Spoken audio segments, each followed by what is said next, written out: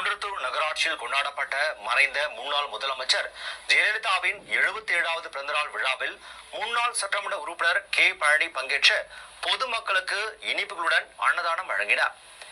காஞ்சிபுரம் மாவட்டம் குன்றத்தூர் நகராட்சி பேருந்து நிலையம் அருகே மறைந்த முன்னாள் முதலமைச்சர் ஜெயலலிதாவின் பிறந்தநாள் விழா அதிமுக நகர செயலாளர் ரா அலெக்சாண்டர் தலைமையில் நடைபெற்றது.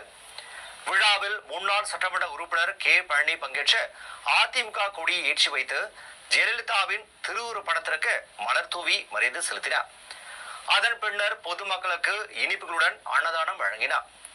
இதேபோன்று காஞ்சிபுரம் மாவட்ட அம்மா பேரவை இணை செயலாளர் வழக்கறிஞர் விஜயகுமார் தலைமையில் அதிமுகவினர் பங்கேற்ற ஜெயலலிதாவின் திருவுருவப் படத்திற்கு மலர் தூவி மரியாதை செலுத்தினர்.